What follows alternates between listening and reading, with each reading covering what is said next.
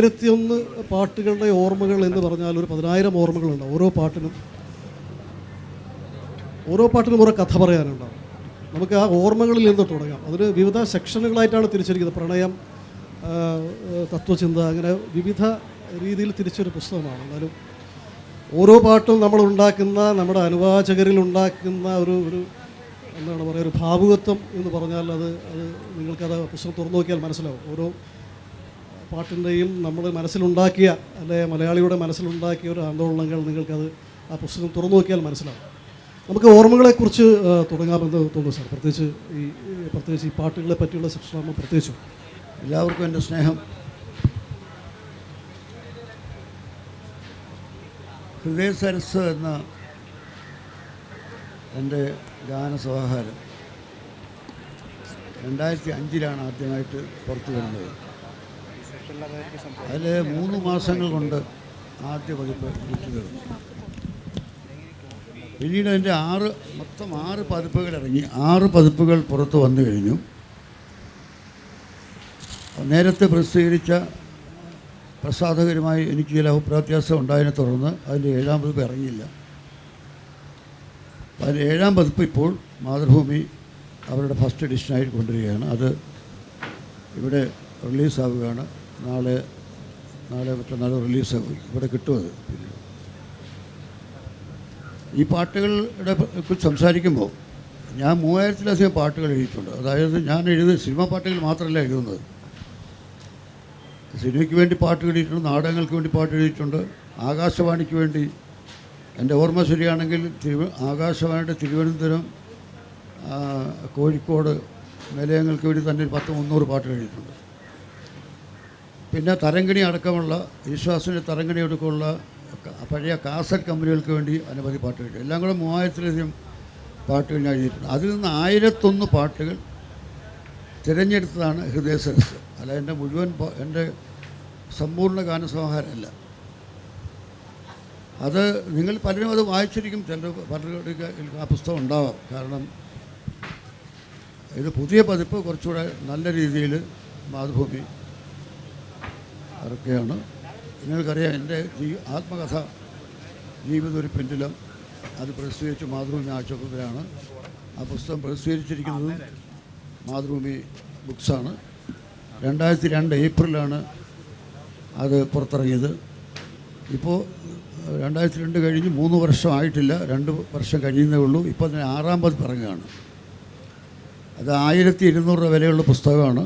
അതിൻ്റെ 6ാം പതിപ്പാണ് ഇപ്പോൾ ഇറങ്ങാൻ പോകുന്നത്. അപ്പോൾ എന്തായാലും എൻ്റെ പാട്ടുകളും എൻ്റെ ആത്മകഥയും ജനങ്ങൾക്ക് ഇഷ്ടപ്പെട്ടു എന്നുള്ള തെളിവാണത്. അപ്പോൾ ഈ ഹൃദയസരസ് ആണ് എൻ്റെ ഗാനസമാഹാരത്തിൻ്റെ പേര്. നിങ്ങൾക്കറിയാം, എൻ്റെ പ്രശസ്ത ഗാനങ്ങളിലൊന്നാണ് ഹൃദയസരസിലെ പ്രണയപുഷ്പമേ ഇനിയും കഥ പറയുന്നത്. അത് വിവിധ ഭാഗങ്ങളായിട്ടിപ്പോൾ ഹരിലാൽ പറഞ്ഞതുപോലെ വിവിധ ഭാഗങ്ങളായി തിരിച്ചിട്ടുണ്ട്. സാധാരണ ഗാനസമാഹാരത്തിന് എൻ്റെ പുസ്തകത്തിന് വ്യത്യസ്തത അതാണ്. അതിൽ ആദ്യം പ്രണയം. സാധാരണഗതിയിൽ നമ്മൾ എല്ലാം തുടങ്ങിയ പ്രാർത്ഥനയിലാണ്. പ്രാർത്ഥന എന്ന് പറയുമ്പോൾ സ്വാഭാവികമായിട്ട് ഇങ്ങനെ തരംതിരിക്കുമ്പോൾ ആദ്യം വരേണ്ട ഭക്തിയാണ്, പ്രാർത്ഥനാ ഗാനങ്ങൾ. പക്ഷെ എൻ്റെ കാഴ്ചപ്പാടിൽ ഭക്തിയേക്കാൾ മുമ്പിലാണ് പ്രണയം. അതുകൊണ്ട് ഞാൻ പ്രണയമാണ് എൻ്റെ ആദ്യ ഭാഗം. ഹൃദയസരസ് എന്ന പുസ്തകത്തിൽ ആദ്യം പ്രണയം ആണ്, 2ാമതാണ് ഭക്തി. കാരണം ഏറ്റവും വലിയ ഭക്തിയാണ് പ്രണയം. ഏറ്റവും വലിയ ഭക്തി, അതിനേക്കാൾ തീവ്രമായ ഭക്തിയില്ല. അതുകൊണ്ടാണ് ആദ്യം പ്രണയഗാനങ്ങൾ ഉൾപ്പെടുത്തിയിരിക്കുന്നത്. അടുത്ത ഭക്തിഗാനങ്ങൾ, പിന്നെ പ്രകൃതിക്ക് പ്രാധാന്യമുള്ള പാട്ടുകൾ. ഇങ്ങനെ പല ഭാഗങ്ങളായി തിരിച്ചാണ് തത്വചിന്ത, ദർശനം എന്ന പേരിൽ തത്വചിന്താപരമായ പാട്ടുകൾ. ആ തത്വചിന്താപരമായ പാട്ടുകൾക്ക് ദർശനം എന്നാണ് പേര് നൽകിയിരിക്കുന്നത്. പിന്നെ നൃത്തഗാനങ്ങൾ വേറെയുണ്ട്, കഥാഗാനങ്ങൾ വേറെയുണ്ട്. കഥാഗാനങ്ങൾ ഇതിനെല്ലാം ചില ഉദാഹരണങ്ങൾ ഞാൻ ഇപ്പോൾ സംസാരിക്കാം. ഹരി ചോദിക്കുമ്പോൾ ഞാൻ മറുപടി പറയാം. അപ്പോൾ ഇങ്ങനെയാണ് ഈ പുസ്തകം. അപ്പോൾ വായിച്ചിട്ടില്ലാത്തവർ ആ പുസ്തകം വായിക്കണം. പിന്നെ എൻ്റെ ഓർമ്മയിൽ പറയുകയാണ്, മലയാള പുസ്തകങ്ങളുടെ ചരിത്രത്തിൽ 7ാം പതിപ്പിലെത്തിയ ഒരു ഗാനസമാഹാരമില്ല മലയാള സാഹിത്യ ചരിത്രത്തിൽ. അപ്പോൾ 7ാം അതെങ്ങനെ 3 വർഷത്തോളം ഒരു പതിപ്പ് ഇറങ്ങാതിരുന്നിട്ട് പോലും ആണ് ഈ 3 വർഷത്തോളം അതിൻ്റെ 7ാം പതിപ്പ് 3 വർഷം ഇറങ്ങേണ്ടതാണ്. അപ്പോൾ അങ്ങനെ നമ്മൾ ഈ മാതൃഭൂമി ബുക്സ് മുമ്പോട്ട് കൊണ്ടുവരുന്ന വളരെ നല്ല രീതിയിൽ ഹാർഡ് ബൈൻഡിലൊക്കെ നന്നായിട്ട് അവർ പ്രസിദ്ധീകരിക്കുന്നുണ്ട്. അപ്പോൾ ഇതിനെക്കുറിച്ച് നിങ്ങൾക്ക് ഒരു അറിവ് തരിക. പിന്നെ പാട്ടുകളെക്കുറിച്ച്, എൻ്റെ പാട്ടുകളെക്കുറിച്ച് സംസാരിക്കുക. കാരണം രാവിലെ 2 മണിക്ക് എൻ്റെ ഒരു സെഷൻ ഉണ്ടായിരുന്നു. അത് ഞാൻ പാട്ടുകൾ പലവിധം എന്ന വിഷയമായിരുന്നു. ഏതെല്ലാം തരത്തിലാണ് പാട്ടുകളുള്ളത്, അത് നമ്മൾ വ്യത്യസ്തത എന്താണ്, അതെനിക്ക് ശരിക്കും പറഞ്ഞാൽ ആരും സംതൃപ്തരായില്ല. കാരണം എനിക്ക് പൂർണ്ണമായി സംസാരിക്കാൻ കഴിഞ്ഞില്ല. 45 മിനിറ്റിൽ ആ വിഷയമൊക്കെ സംസാരിക്കാൻ വളരെ ബുദ്ധിമുട്ടാണ്. അപ്പോൾ എൻ്റെ പാട്ടുകളെക്കുറിച്ചും 45 മിനിറ്റ് സംസാരിക്കാൻ പ്രയാസമാണ്. പക്ഷെ എന്നാലും 45 മിനിറ്റ് ശേഷം നിങ്ങൾക്ക് ചോദ്യങ്ങൾ ചോദിക്കുക. ഏതെങ്കിലും പാട്ടിനെക്കുറിച്ച്, എൻ്റെ പാട്ടുകളെക്കുറിച്ച്, ഏതെങ്കിലും പാട്ടിനെക്കുറിച്ച് എന്തെങ്കിലും സംശയം ഉണ്ടെങ്കിൽ നിങ്ങൾക്ക് ചോദിക്കാം, ഞാൻ ഉത്തരം പറയാം.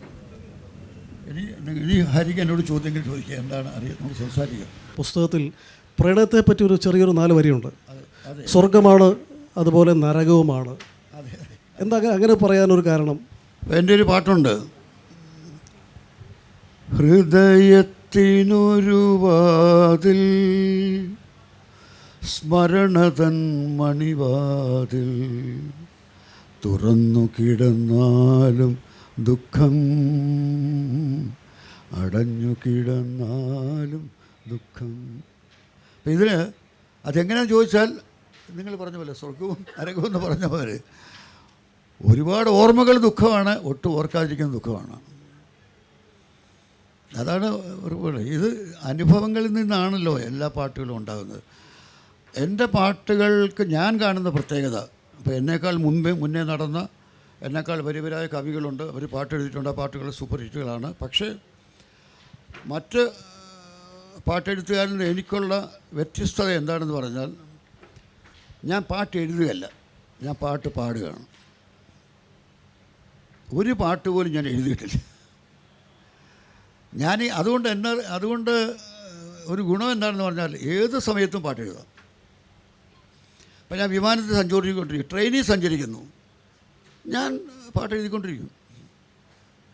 എൻ്റെ പാട്ടിൽ എൻ്റെ മനസ്സിൽ പാടിക്കൊണ്ടിരിക്കും. അതെങ്ങനെയെന്ന് പറഞ്ഞാൽ, ആദ്യം ഒരു പല്ലവി എൻ്റെ മനസ്സിലേക്ക് വന്നാൽ ആ പല്ലവി ഞാൻ കാണാതെ പഠിക്കും, എൻ്റെ മനസ്സിൽ ഉറപ്പിക്കും. അത് കഴിഞ്ഞ് ഞാൻ അതിൻ്റെ അടുത്ത ചരണത്തെക്കുറിച്ച് ആലോചിക്കും, എങ്ങനെ ആക്കാൻ പറ്റും. അങ്ങനെ മിക്കവാറും ഈ മുഴുവൻ പാട്ടും എൻ്റെ മനസ്സിൽ എഴുതി കഴിഞ്ഞാണ് ഞാൻ ബുക്കിലാക്കുക. പക്ഷേ ബുക്കിൽ എഴുതി കഴിഞ്ഞ് പിന്നെയും ഞാൻ ചിലപ്പോൾ തിരുത്തും. അത് ഞാനൊരു പെർഫെക്ഷനിസ്റ്റാണ്. ആ പെർഫെക്ഷനിസ്റ്റ് ആണെന്ന് പറയാം, പെർഫെക്ഷനിസ്റ്റ് ആകാൻ ആഗ്രഹിക്കുന്ന ആളാണ് ഞാൻ. പെർഫെക്ഷൻ ആഗ്രഹിക്കുന്ന ഒരാളാണ്. പെർഫെക്ഷൻ ഈസ് ഇമ്പോസിബിൾ, അത് വേറെ കാര്യം. പക്ഷെ ഞാൻ ആഗ്രഹിക്കുന്നു എൻ്റെ രചനയ്ക്ക് പെർഫെക്ഷൻ വേണം, പ്രത്യേകിച്ചും പാട്ടുകൾക്ക് പെർഫെക്ഷൻ വേണം എന്നുള്ളത് കൊണ്ടാണ്. പിന്നെ എന്താണെന്ന് പറഞ്ഞാൽ, ഈ ചലച്ചിത്ര ഗാനങ്ങളെക്കുറിച്ച് നിങ്ങൾ മനസ്സിലാക്കേണ്ട ഒരു വലിയ ഫാക്റ്റുണ്ട്. ഇപ്പോൾ മഹാകവി ജി ശങ്കർക്ക് ഇപ്പോൾ വലിയ വൈലോപ്പള്ളി ശ്രീധരമേനോനും പിന്നെ പി കുഞ്ഞിരാമൻ നായരുമുള്ള നമ്മുടെ മഹാന്മാരായ കവികൾ. അപ്പോൾ ഇന്നത്തെ കവികൾ, ചെറുപ്പക്കാർ, ഇവരൊക്കെ ആരാന്ന് ചോദിക്കും.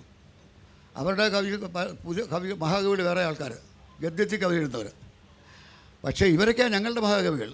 പി കുഞ്ഞിരാമൻ നായർ, വൈലോപ്പള്ളി ശ്രീധരമേനോൻ, മഹാകവി ജി ശങ്കരക്കുറുപ്പ്, വള്ളത്തോൾ, കുമാരനാശാൻ, പിന്നെ ഉള്ളൂർ, മഹാകവി ഉള്ളൂർ. അപ്പോൾ അങ്ങനെയൊക്കെ, അപ്പോൾ അവരുടെയൊക്കെ ഈ കവിതകൾ പഠിച്ചു വളർന്നതുകൊണ്ട് ഈ കവിതയിലൊരു ചിന്ത മനസ്സിൽ പാട്ട് എഴുതുന്നതിനുള്ള ഗുണം എന്താ പറഞ്ഞാൽ, ഒരു പ്രത്യേകിച്ച കഥാമുഹൂർത്തം എൻ്റെ മനസ്സിൽ വരികയാണെങ്കിൽ ഒരു കഥാമുഹൂർത്തം പറയും. ഇപ്പോൾ ഉദാഹരണമായിട്ട്, ഇപ്പോൾ ഇലഞ്ഞി പൂമണ ഒഴുകി വരുന്നു. അപ്പോൾ അത് ആ കഥാമുഹൂർത്തം പറയുന്നു, പ്രണയബദ്ധരായ കാമുകിയും കാമുകനും. അപ്പോൾ അവൾ ഉറങ്ങിയിട്ടില്ല. രണ്ടുപേരുടെ മനസ്സിന് പ്രണയമുണ്ട്, പക്ഷെ പരസ്പരം പറഞ്ഞിട്ടില്ല. അപ്പോൾ ആ ചുറ്റുപാടിൽ കേൾക്കുന്നവർ, ഈ യുവാവ് പാടുന്ന പാട്ടാണ്. കാരണം അവൾ കേൾക്കണം എന്ന ആഗ്രഹത്തിൽ എൻ്റെ പ്രണയം അവൾ അറിയണമെന്ന ആഗ്രഹത്തിൽ, അവൾക്കും പ്രണയമുണ്ട്, പക്ഷെ എന്നാലും അവൾക്ക് പറഞ്ഞ ആഗ്രഹത്തിൽ ഒരു പാട്ട് എഴുതാനാണ് I V Sasi director. I V Sasi എന്നോട് പറയുന്നത് ഈ സന്ദർഭം പറഞ്ഞിട്ട് ഇങ്ങനെ ഒരു പാട്ട് എഴുതണം. അയൽക്കാരി എന്നുള്ള സിനിമയാണ് അത്. 1976 ആണ്. എനിക്ക് 36 വയസ്സാണ്. അപ്പോൾ ഞാൻ എഴുതുന്നു, എന്തുകൊണ്ട് ഇലഞ്ഞിപ്പൂവാണ് ഒഴുകി വരുന്നു എഴുതി.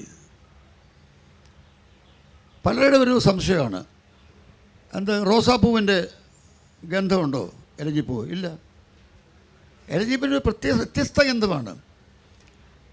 ഇത് മുല്ലപ്പൂവിൻ്റെ ഗന്ധമുണ്ടോ? ഇല്ല. പിച്ചുപ്പൂവിൻ്റെ ഗന്ധമുണ്ടോ? ഇല്ല. ഈ പൂക്കളൊക്കെ ആയിട്ട് മത്സരിച്ചാൽ ഇലഞ്ഞിപ്പൂ തോറ്റുപോകും. പക്ഷേ ഇലഞ്ഞിപ്പൂവിന് മറ്റൊരു വലിയ ഗുണമുണ്ട് പ്രണയവുമായി ബന്ധപ്പെട്ട്, അത് പലർക്കും അറിയില്ല. പണ്ട് കേരളത്തിൽ നിങ്ങൾക്കൊരു കാര്യം അറിയാവോ, ഇന്ത്യയിൽ തന്നെ പരിസ്ഥിതിക്ക് ഇണങ്ങി ജീവിച്ച വിഭാഗമാണ് മലയാളികൾ. ഇന്നിപ്പോൾ പരിസ്ഥിതി പറഞ്ഞ ആൾ ബഹളം വയ്ക്കുന്നില്ല, പക്ഷെ പരിസ്ഥിതി എന്ന് പറഞ്ഞ കാരണം അന്ന് ഇപ്പം എൻ്റെ സമുദായത്തിൽ, ഞാൻ ജനിച്ച സമുദായം, എനിക്ക് വർഗീയതയൊന്നുമില്ല കേട്ടോ, ഞാൻ ജനിച്ച സമൂഹത്തിൽ സർപ്പക്കാവുണ്ട്. എല്ലാ കുടുംബങ്ങളിലും സർപ്പക്കാവുണ്ടാവും. കാരണം നമ്മൾ വീട്ടിൽ ജീവിച്ചു, സർപ്പങ്ങൾ കാവി ജീവിച്ചു. ഒരു സർപ്പവും വീട്ടിൽ കയറി ആരെയും കടിച്ചിട്ടില്ല. എൻ്റെ ആത്മകഥ ഞാൻ പറഞ്ഞിട്ടുണ്ട്, ഞങ്ങളുടെ പഴയ 4 കെട്ട് നിലവറയിൽ സർപ്പങ്ങളുണ്ടായിരുന്നു, പാമ്പുകളുണ്ടായിരുന്നു. ഒരു പാമ്പ് ഞങ്ങൾ ആരെയും കടിച്ചിട്ടില്ല. അപ്പം ഞാനൊക്കെ കുട്ടിയായിരിക്കുമ്പോൾ ഈ അറയ്ക്ക് താഴെയുള്ള നിലവറ എന്ന് പറയും, ആ നിലവറയ്ക്കകത്താണ് ഈ വിത്ത് തേങ്ങ ഇടുക. തേങ്ങ വിത്താകാനുള്ള തേങ്ങ ഇടും, അത് ക്രമേണ അത് മുളപ്പിക്കാനുള്ള വിത്ത് തേങ്ങയായിട്ട് പറയും, വിത്ത് തേങ്ങ ഇടുക എന്ന് പറയും. അപ്പോൾ ചിലപ്പോൾ നാളികേരം സമയത്ത് ഇല്ലെന്നുണ്ടെങ്കിൽ അമ്മ ഒരു നല്ല കറി വയ്ക്കണം, തീയല്ല, നല്ല ഉണങ്ങിയ തേങ്ങ വേണം. അപ്പോൾ അമ്മ എന്ത് ചെയ്യും, ഈ വിളക്കും കൊണ്ട് ഈ നിലവറയ്ക്ക്, അപ്പം അന്ന് നിലവറയിലൊന്നും കറണ്ടില്ല, വിളക്കും കൊണ്ട് അകത്ത് കയറുമ്പോൾ ഞാൻ അമ്മയുടെ കൂടെയാണ്, എനിക്കന്ന് കൊച്ചുകുട്ടിയാണ്. അപ്പം അമ്മയുടെ കൂടെയും പോകുമ്പം ഒരു സർപ്പം ഇങ്ങനെ 10 ഉയർത്തി മുമ്പോട്ട് വരും. അപ്പോൾ എൻ്റെ അമ്മ വളരെ കുട്ടികളോട് പറയുന്ന പോലെ, കുഞ്ഞിനെ പേടിപ്പിക്കാൻ അങ്ങോട്ട് മാറിക്കിടക്ക് എന്ന് പറയും. കുഞ്ഞിനെ പേടിപ്പിക്കാതെ അങ്ങോട്ട് മാറിക്കിടന്നേ എന്ന് പറയും. ഇത് പറഞ്ഞാൽ ഉടനെ എഴിഞ്ഞങ്ങ് പോവും. അമ്മ തേങ്ങ എടുത്ത് പുറത്ത് വരികയും ചെയ്യും. ഇത് നടന്ന സംഭവമാണ്. എൻ്റെ അനുജനുണ്ട്, എന്നേക്കാൾ 14 ദിവസമുള്ള അനുജൻ. അയാൾ ഒറാക്കിൾ എന്നുള്ള സോഫ്റ്റ്വെയർ കമ്പനിയുടെ വൈസ് പ്രസിഡൻ്റായിരുന്നു. അപ്പം അയാൾ ഒരു ദിവസം രാത്രി ഉണരുമ്പോൾ എന്തോ ഒരു അനക്കം കേട്ട് ഉണർന്നു, ലൈറ്റ് ഇട്ടപ്പോൾ ഒരു പാമ്പ് കൂടെ കിടന്നുറങ്ങുക. അപ്പം നമ്മൾ ഭയപ്പെടുന്ന പോലെ അല്ല പാമ്പുകൾ. അതിനെ ഉപദ്രവിച്ചാൽ മാത്രമേ പാമ്പ് തിരിച്ചു കടിക്കുകയുള്ളൂ. നമ്മൾ ചവിട്ടുമ്പോഴത് കടിക്കുന്നത്. അത് നമ്മൾ പാമ്പുകളെ ഭയപ്പെടുന്നതിനേക്കാൾ കൂടുതലായിട്ട് പാമ്പുകൾ നമ്മളെ ഭയപ്പെടുന്നത്. ഈ സത്യാദ്യം പ്രശ്നം അതൊക്കെ നമ്മളെ ഭയമാണ്. അല്ല, മനുഷ്യരാണ് പാമ്പുകളെക്കാൾ മോശമല്ലേ? സത്യമല്ലേ? പാമ്പുകൾ എത്ര ഭേദം. അപ്പോൾ പാമ്പിൻ്റെ വിഷം നമുക്ക് തിരിച്ചറിയാം, നമ്മുടെ വിഷം നമുക്ക് തിരിച്ചറിയാൻ വയ്യാതെ വ്യത്യാസമാണ്. അപ്പോൾ അതുകൊണ്ട് ഇത് ഇങ്ങനെയുള്ള അനുഭവങ്ങൾ വെച്ചുകൊണ്ട് ഇലഞ്ഞിപ്പൂയുടെ പ്രാധാന്യം എനിക്കറിയാം. എങ്ങനെയെന്ന് പറഞ്ഞാൽ, പണ്ട് നമ്മുടെ ഭൂമിയുടെ ധാരാളം കൃഷി ഉണ്ടാകാൻ വേണ്ടി, അതായത് മരങ്ങൾ നന്നായി വളരണം, കൃഷി നന്നായി വരണം, അതിനുവേണ്ടി നമ്മളൊരു ഭൂമി പൂജ നടത്തുമായിരുന്നു. അതായത് ജനനം, വളർച്ച, അതിന് ലൈംഗികതയായിട്ട് ബന്ധമുണ്ട്. അതിന് ലൈംഗികമായിട്ടാണല്ലോ സന്താനം ഉണ്ടാകുന്നത്. അപ്പോൾ അതുകൊണ്ട് അന്ന് നമ്മളുടെ എത്രമാത്രം പരിസ്ഥിതിയുമായിട്ടുള്ള നമ്മുടെ അടുപ്പം, ഈ ഭൂമി പൂജയ്ക്ക് ഇതിന് പറയുന്ന ഉർവര പൂജ എന്നാണ്. ഉർവര പൂജ എന്ന് പറയും. അതിന് ഒരൊറ്റ പൂവേ ഉപയോഗിക്കുമായിരുന്നുള്ളൂ, ഇലഞ്ഞിപ്പൂ. എന്തുകൊണ്ടെന്ന് ചോദിച്ചാൽ, ഇപ്പം എനിക്കറിയില്ല, എൻ്റെ ഒരു അമ്മയുടെ മൂത്ത ചേച്ചി ഉണ്ടായിരുന്നു, വല്യമ്മ, ഞങ്ങൾ വല്യമ്മ എന്ന് വിളിക്കുന്ന. അവരുടെ മകള് അവിടെ വീട്ടിന് മുമ്പിൽ എലഞ്ഞുണ്ട്. അപ്പോൾ പ്രായമായ സ്ത്രീ എലഞ്ഞിയുടെ താഴെ അത് കയറി പൊടി, രാത്രി എലഞ്ഞിയുടെ താഴെ നിൽക്കുന്നു. കാരണം എലഞ്ഞിപ്പൂക്കളുടെ മണം കേട്ടാൽ സെക്സ്വൽ ഇമോഷൻ കൂടും.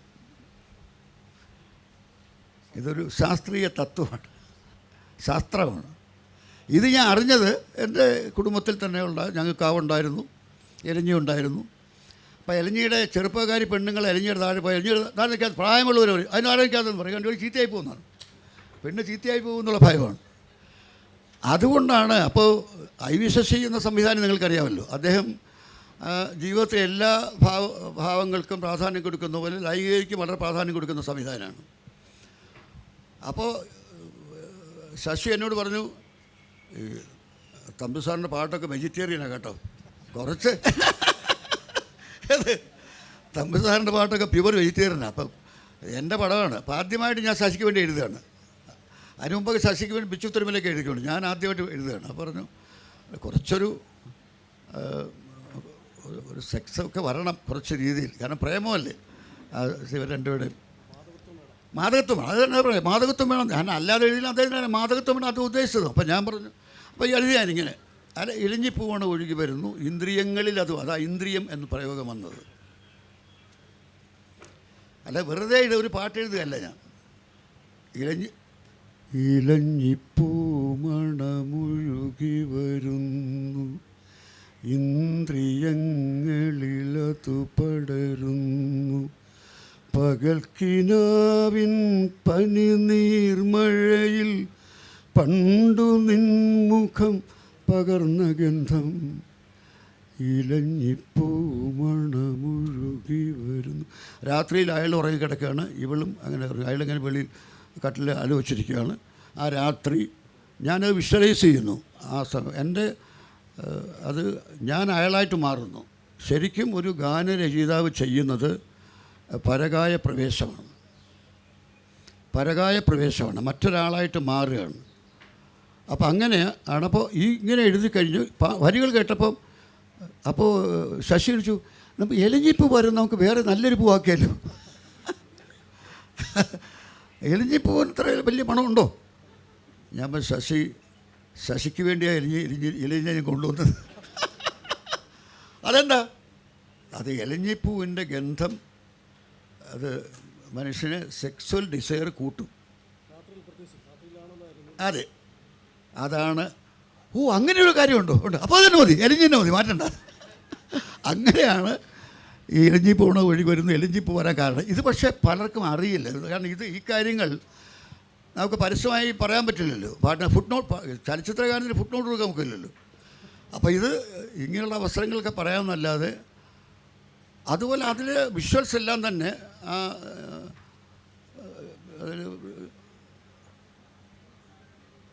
രജതരശ്മികൾ നിഴലുകൾ പാകി രജനീഗന്ധികൾ പുഞ്ചിരി തൂകി ഈ നിലാവിൻ നീലഞ്ഞുറുകളിൽ ഓമനെ നിൻ പാവാട ഇളകി. അങ്ങനെ എല്ലാം തന്നെ, അതായത് ഒരു വളരെ മാദകത്വം, പ്രണയം, ആ പ്രണയത്തോട് ചേർന്ന സെക്സിൻ്റെ ചെറിയ ഭാവങ്ങൾ, ലളിത ഭാവങ്ങൾ മാത്രം കൊണ്ടുവരിക. അതിനെ ഓരോ വരിയിൽ അത് കൊണ്ടുവന്നിട്ടുണ്ട്.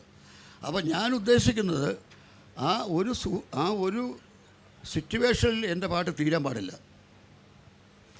ഏത് പാട്ട് എഴുതുമ്പോഴും എൻ്റെ മനസ്സിലുള്ള പാഠം അതാണ്. അതായത് ഈ അയൽക്കാരി സിനിമ കണ്ടു കഴിഞ്ഞാൽ ഈ പാട്ട് മറക്കാൻ പാടില്ല.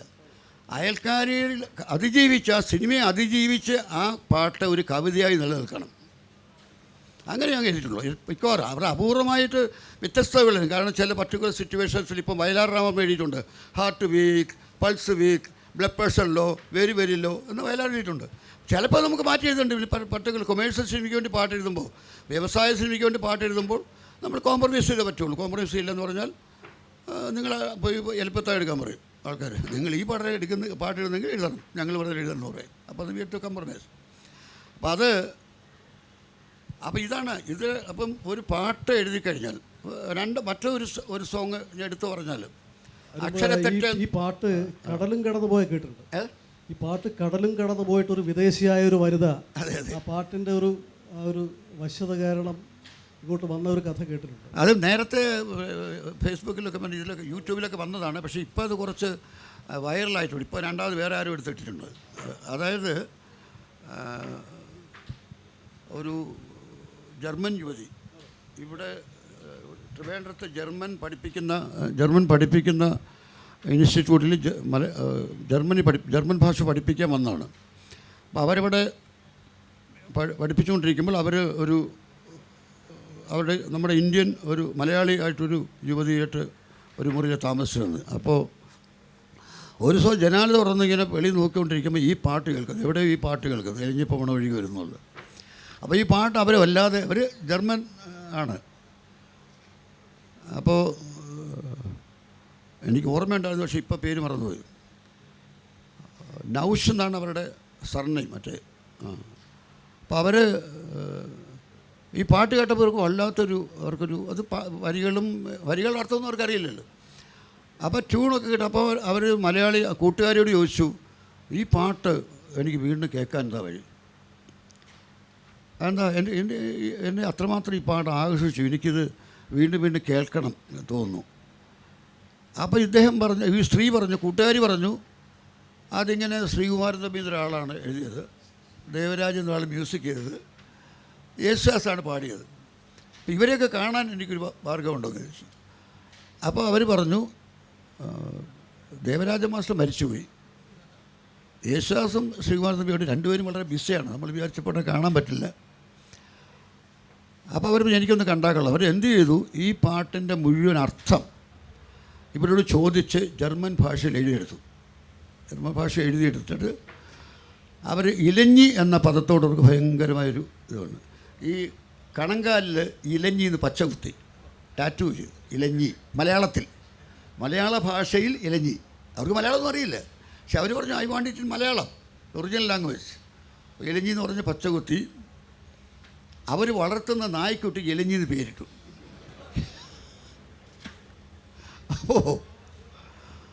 അപ്പോൾ അവരങ്ങനെ, അപ്പോൾ ഒരു യേശുദാസ് ഇവിടെ പിന്നെ ഹോട്ടൽ താജിൽ താമസിക്കുമ്പോൾ ഇവർ പോയി കണ്ടു. യേശുദാസിനെ കണ്ടപ്പോൾ യേശുദാസിനെ അവർ ഈ പാട്ട് എനിക്ക് ഭയങ്കര ഇഷ്ടമെന്ന് പറഞ്ഞപ്പോൾ പാട്ട് അറിയാമെന്ന് വെച്ചാൽ ഇവർ പാട്ട് പാടി കേൾപ്പിച്ചപ്പോൾ യേശു ഡിക്ഷനൊക്കെ തിരുത്തി കൊടുത്തു.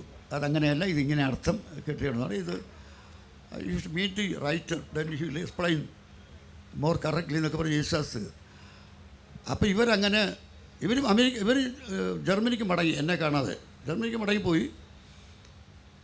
അന്ന് അപ്പോൾ ഈ ഗോയിസെ സെൻറ്ററിലുള്ള ഇവർ ജർമ്മൻ പഠിപ്പിച്ചുകൊണ്ടിരുന്ന സെൻറ്ററിലുള്ള ഒരാളോട് പറഞ്ഞിരുന്നു, എനിക്ക് ഇദ്ദേഹത്തിൻ്റെ മെയിൽ ID കിട്ടിയേക്കുള്ള.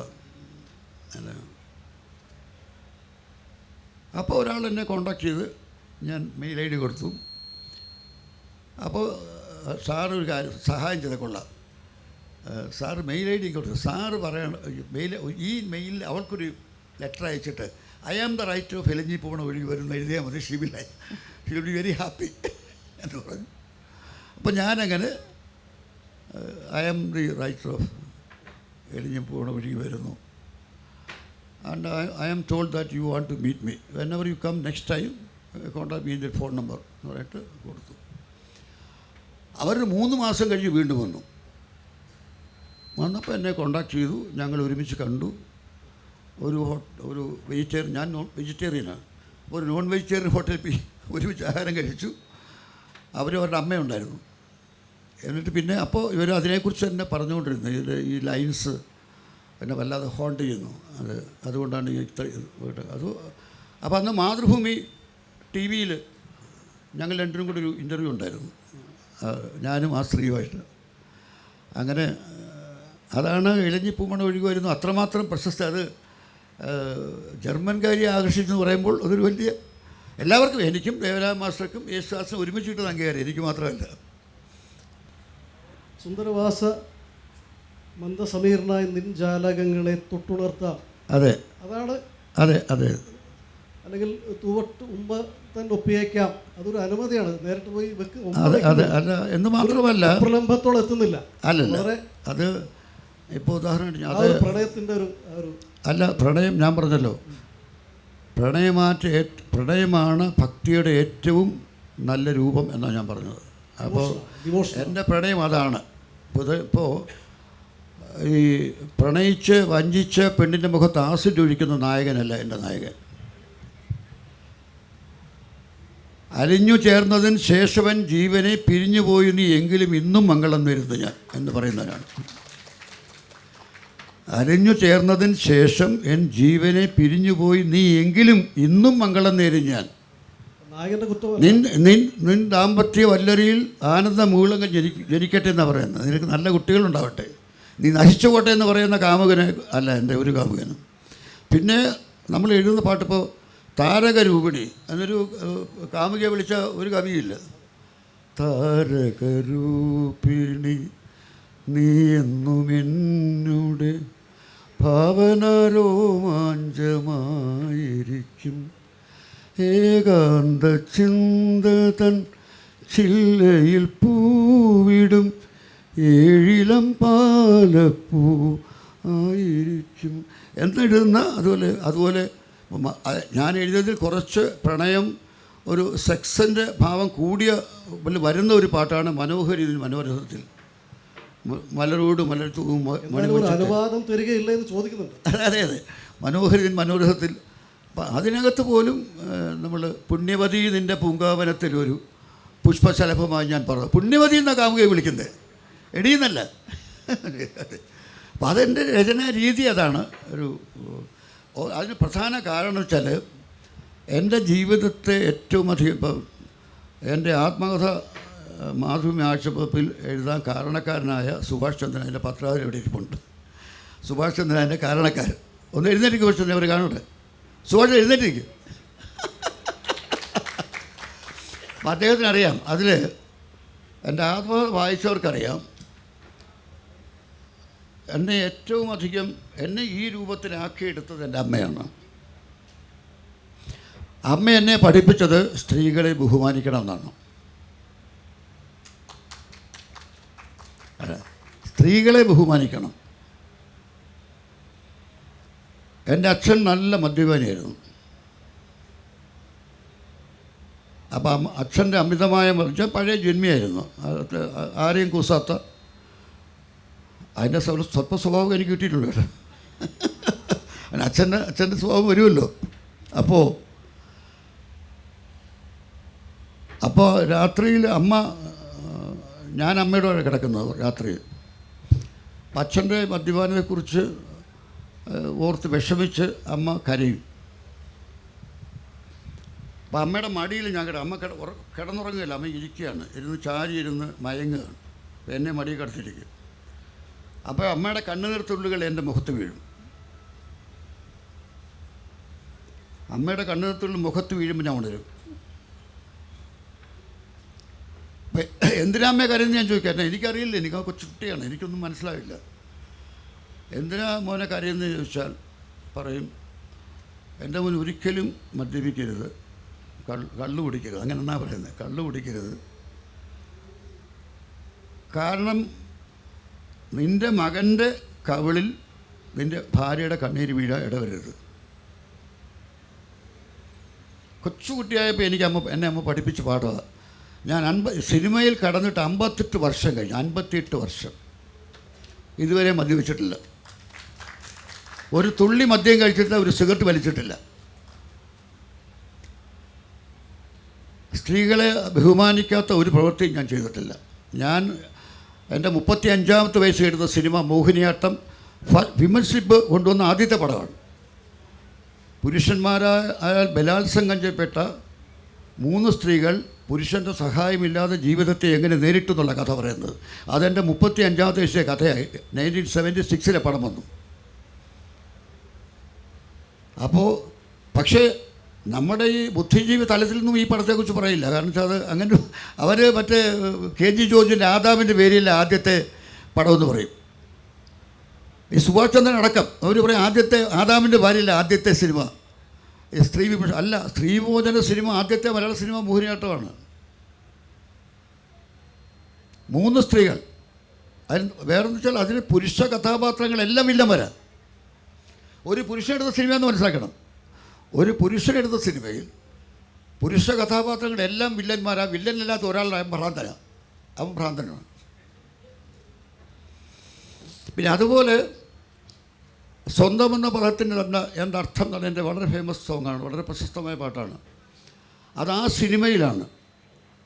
ആ സിനിമയിൽ പാടുന്ന ആരാണെന്ന് പറഞ്ഞ് ഏത് നടനാണെന്ന് ചോദിച്ചാൽ നിങ്ങൾ അത്ഭുതപ്പെടും. അടൂർ ഭാഷയാണ് പാടുന്നത്. ആ പാട്ട് ഞാൻ പാടിച്ച അടൂർ ഭാഷയെ കൊണ്ടാണ്. അടൂർ ഭാഷ ആ കാര്യത്തിൽ ഭ്രാന്തനായ ഗായകനാണ്, സീരിയസ് റോളാണ് ചെയ്തിരിക്കുന്നത്. അപ്പോൾ അത് ഇങ്ങനെയൊക്കെ ഒരുപാട് കാര്യങ്ങൾ ചെയ്തിട്ടും എനിക്കൊന്നും ആ രംഗത്ത് വലിയ അംഗീകാരമൊന്നും കിട്ടിയിട്ടില്ല. സംവിധായകൻ എന്നൊന്നും എന്നെയൊക്കെ എൻ്റെ പേര് പോലും ആരും പറയാറില്ല. പക്ഷേ അപ്പോൾ എനിക്ക് തോന്നി ഇതിൻ്റെ ആവശ്യമൊന്നുമില്ല, നമുക്ക് വെറുതെ ആവശ്യമില്ല, വല്ല 4 ജനങ്ങൾ കാണുന്ന വല്ല പടം എടുക്കാം എന്ന് പറഞ്ഞ് ഞാൻ കോംപ്രമൈസ് ചെയ്തു. പിന്നെ പടങ്ങൾ മാറ്റി, അങ്ങനെയുള്ള പടങ്ങൾ എടുക്കുക, നിർത്തി. അപ്പോൾ ഇത് ഈ സ്വന്തം എന്ന പദത്തിൻ്റെ അർത്ഥത്തിന് വേണ്ടി ഇത് വന്നത്. അപ്പോൾ സ്വന്തം എന്ന പദത്തിൻ്റെ അർത്ഥം, സ്വന്തമെന്ന പദത്തിനെന്തർത്ഥം, ബന്ധമെന്ന പദത്തിനെന്തർത്ഥം, ബന്ധങ്ങൾ, സ്വപ്നങ്ങൾ, ജലരേഖകൾ എന്നെഴുതണമെങ്കിൽ എൻ്റെ അച്ഛനും അമ്മയും തമ്മിലുള്ള ബന്ധം തന്നെ മതി. എൻ്റെ അച്ഛനും അമ്മയും തമ്മിൽ ബന്ധം തന്നെ എൻ്റെ കുട്ടിക്കാലത്ത് തന്നെ പഠിപ്പിച്ചു. സ്വന്തം എന്ന വാക്കിന് അർത്ഥമൊന്നുമില്ല. അപ്പോൾ സ്വന്തം ബന്ധത്തിൻ്റെ അർത്ഥം എന്ന പാട്ട് അത് ശരിയാണ്. പലരും സാറേ ബന്ധത്തിന് വിലയില്ലേ?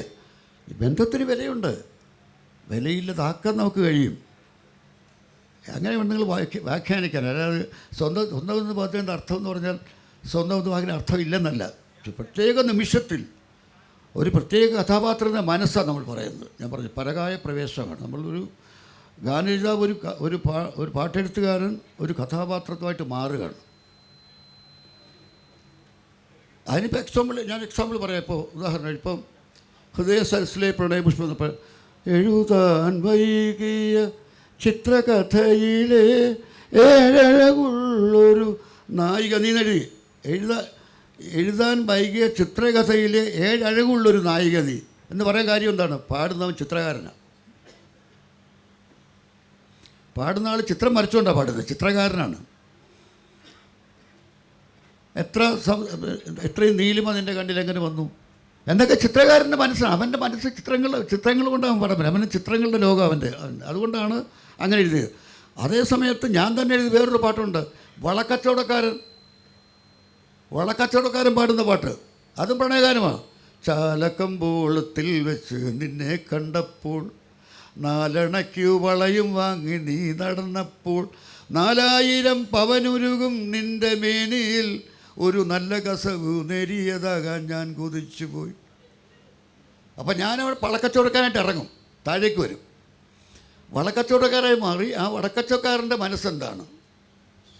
അവൻ തിരുവനന്തപുരത്ത് ചാലക്കമ്പലത്തിന് അടുത്തുള്ളവനാണ്, ഇവിടെ കച്ചവടം ചെയ്യുന്നവനാണ്.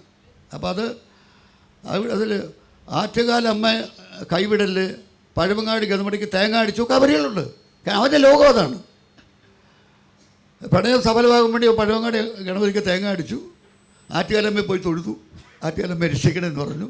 അപ്പോൾ ആ നിമിഷത്തിൽ ഞാൻ വളക്കച്ചവടക്കാനായിട്ട് മാറുകയാണ്. ആ കഥാപാത്രം MG സോമന റോൾ ചെയ്തത് കഥാപാത്രമായിട്ട് മാറും. അപ്പം അങ്ങനെ എന്നാൽ കഴിയുന്ന രീതിയിൽ പെർഫെക്ഷൻ കൊണ്ടുവരാൻ, ആ കഥാപാത്രത്തിൻ്റെ മനസ്സ് പാട്ടിൽ കൊണ്ടുവരാനും, അതേസമയം പാട്ട് നന്നാകാനും, അതും പ്രധാനമാണ്. പാട്ട് നന്നാകണമല്ലോ, പാട്ട് മോശമായിരുന്നല്ലോ. അപ്പോൾ അത് അങ്ങനെ കഴിയുന്നത്ര പെർഫെക്ഷൻ കൊണ്ടുവരാൻ നമ്മൾ ശ്രമിച്ചു. കൂടെ പ്രവർത്തിച്ച എല്ലാ സംഗീത സംവിധായകരും വലിയൊരു ക്ലാസിക് തന്നൊരു എഴുത്തുകാരാണ്. എല്ലാവരുടെയും കൂടെ പ്രവർത്തിച്ചിട്ട് ഓരോ സംഗീത സംവിധായകരുടെയും കൂടെ പ്രവർത്തിച്ചപ്പോൾ ക്ലാസിക്കൽ അല്ലെങ്കിൽ അവിസ്മരണീയമായ ഗാനങ്ങൾ സമ്മാനിച്ച ഒരു കവിയാണ് തമ്പി സാർ. MSV ആണ് കൂടുതൽ അദ്ദേഹം ഒരു അഗ്രിമസ്ഥാനത്ത് വെച്ചിരിക്കുന്നത് എനിക്കൊരു ബോധ്യമുണ്ട്. എനിക്കറിയില്ല, അദ്ദേഹത്തോട് ഞാൻ ചോദിക്കാം. ഓരോരുത്തരെയും ഓരോ ശൈലിയാണ്. പ്രത്യേകിച്ച് രചയിതാവിൻ്റെ ഒരു എന്താണ് പറയുക, ഒരു സ്വാതന്ത്ര്യത്തെ എത്ര കണ്ട് ഒരു സംഗീത സംവിധായകന്മാരുടെ തരം തിരിക്കനുസരിച്ച് അത് എത്രത്തോളം അത് വികസിക്കുകയും ചുരുങ്ങുകയും ചെയ്യും എന്ന് നമുക്ക് അദ്ദേഹത്തോട് തന്നെ ചോദിക്കാം. ഇവരോടൊക്കെ ഉണ്ടായിരുന്ന ഈ ചില അനുഭവങ്ങൾ, പ്രത്യേക സംഗീതത്തിലായിരുന്നു അനുഭവങ്ങളിപ്പോൾ ഞാൻ ഏറ്റവും കൂടുതൽ പ്രവർത്തിച്ചിരിക്കുന്നത് ദക്ഷിണാമൂർത്തി സ്വാമിയുടെ അർജുൻ്റെ കൂടെയാണ്. അവർ രണ്ടുപേരാണ് എൻ്റെ 50 പടങ്ങളിൽ കൂടുതൽ അവർ രണ്ടുപേരും വർക്ക് ചെയ്തിട്ടുണ്ട്. അത് കഴിഞ്ഞാൽ പിന്നെ MS വിശ്വനാഥനാണ്. MS വിശ്വനാഥനൊക്കെ ഒരു കാലത്ത് എനിക്ക് അപ്രാപ്യനാണ്. കാരണം അദ്ദേഹം തെന്നിന്ത്യയിലെ ഏറ്റവും വലിയ ഡയറക്ടറാണ്. ദേവരാജൻ മാസ്റ്ററുടെ 36 പടം ചെയ്തു. MS ബാബുരാജ് എല്ലാ പടവും വർക്ക് ചെയ്തിട്ടുണ്ട്. ദക്ഷിണാമൂർത്തി സ്വാമി എടുക്കുകയാണെങ്കിൽ ദക്ഷിണാമൂർത്തി സ്വാമിയുടെ സിനിമാ സംഗീത ജീവിതം നമ്മൾ പഠിച്ചാൽ അദ്ദേഹത്തിന് 3 കാലഘട്ടങ്ങളുണ്ടായിരുന്നു. ആദ്യത്തെ കാലഘട്ടം ഹിന്ദി പാട്ടുകൾ ട്യൂൺ അനുകരിച്ച് മ്യൂസിക് ചെയ്തൊരു കാലഘട്ടമുണ്ട്. അത് പലർക്കും അറിയരുത്. ഇപ്പോൾ വനഗായികേ വാനിൽ വരൂ നായികേ വാനിൽ വരൂ നായികേ പാട്ട് എടുക്കുമ്പോൾ ഞങ്ങൾ കൊച്ചുകുട്ടികളാണ് ജീവിതമൊക്കെ വരുമ്പോൾ. അപ്പം ഞങ്ങൾ വാനിൽ തന്നെ വരണോ അതോ ബസ്സിൽ വന്നാൽ പോരെ ചോദിക്കുമായിരുന്നു കളിയാക്കി. വനഗായികേ വാനിൽ വരൂ നായികേ. വാനിൽ തണ്ടോ നിർബന്ധമുണ്ടോ? ബസ്സിൽ തണ്ടോ കുഴപ്പം? വാനെന്നുള്ളത് അഭേദം ഉദ്ദേശിച്ചത് ആകാശമാണ് അഭേദം ഉദ്ദേശിച്ചത്. അപ്പം അന്ന് അങ്ങനെ ഹിന്ദി ട്യൂൺ അനുസരിച്ച് ഇടുന്നിപ്പം അകാലേ ആരും കൈവിടും, സുഹാനിരാത്ത് ടൽച്ചുക്കി, അങ്ങനെ ഒരുപാട് പാട്ടുകൾ. ഇന്ന് ഭാസ്കരൻ മാഷ് ആദ്യമായി മലയാള സിനിമയ്ക്ക് വേണ്ടി മലയാളത്തിൽ എഴുതിയ പാട്ട്, അങ്ങനെ പറയാൻ കാരണമുണ്ട്. ഭാസ്കരൻ മാഷ് ആദ്യം പാട്ട് എഴുതിയ തമിഴ് പടത്തിന്, അത് പലർക്കും അറിയില്ല. അത് ജെമിനി സ്റ്റുഡിയോ നിർമ്മിച്ച അപൂർവ സഹോദരകൾ എന്ന തമിഴ് പടത്തിന് വേണ്ടി 8 വരികൾ മലയാളത്തിൽ വേണമായിരുന്നു. അതാണ് ഭാസ്കരൻ മാഷ് ആദ്യം എഴുതുന്നത്, 8 വരി. കടക്കണ്ണിൻ തലപ്പത്ത് കറങ്ങും വണ്ടേ കളിച്ചും കൊണ്ട് പറക്കണതെന്തിനോ വണ്ട്, ഇങ്ങനെ വരി ഭാസ്കരൻ മാഷ് ആദ്യത്തെ വരി. അത് കഴിഞ്ഞ് അദ്ദേഹം ചന്ദ്രിക എന്ന സിനിമയിലാണ് ഒരു ശരിക്കും മലയാളത്തിൽ സോങ്.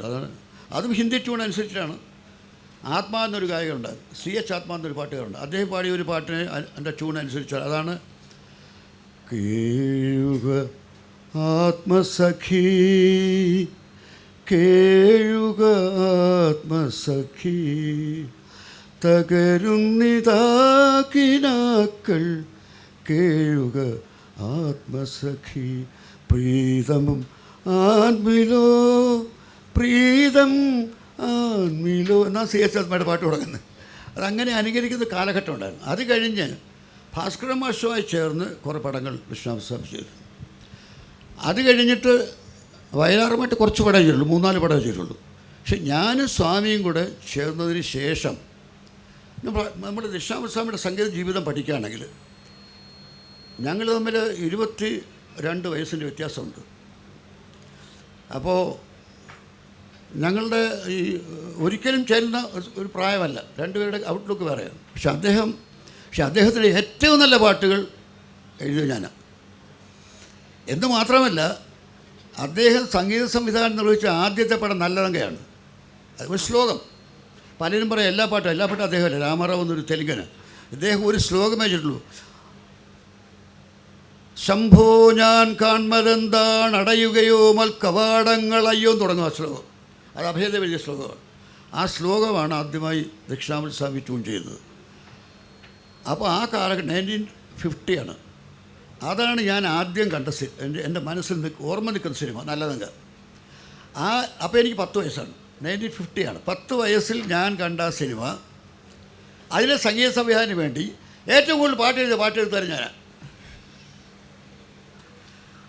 ഞാൻ 10 വയസ്സിൽ ഞാൻ കണ്ട സിനിമയുടെ സംഗീത സംവിധായകൻ്റെ അദ്ദേഹത്തിന് വേണ്ടി ഏറ്റവും കൂടുതൽ പാട്ട് എഴുതാൻ കഴിയുന്ന ഗാന്ധിതാവായിട്ട് കഴിഞ്ഞെന്നുള്ളൊരു വലിയൊരു ഭാഗ്യമാണ്. അത് എന്തുകൊണ്ടെന്ന് പറഞ്ഞാൽ സ്വാമിക്ക് അദ്ദേഹം സംവിധാന രീതി, നിങ്ങളിപ്പം ചോദിച്ചുകൊണ്ട് പറയും ഓരോ സംഗീത സംവിധാന രീതിയുണ്ട് ഓരോ. അദ്ദേഹം എന്താ പറഞ്ഞാൽ അദ്ദേഹം ശാസ്ത്രീയ സംഗീതജ്ഞനാണ്.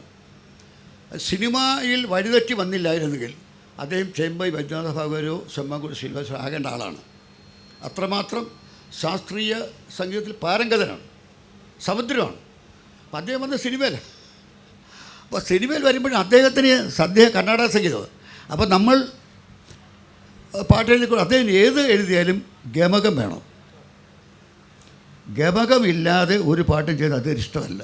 അപ്പോൾ ഗമകം വേണ്ട എന്ന് പറഞ്ഞാൽ ഗമകമില്ല എന്തോടോ സംഗീതം മിണ്ടായിരിക്കും എന്ന് പറയുന്ന ആളാണ്. അപ്പോൾ നമ്മളിപ്പോൾ കൊടുക്കുന്നു.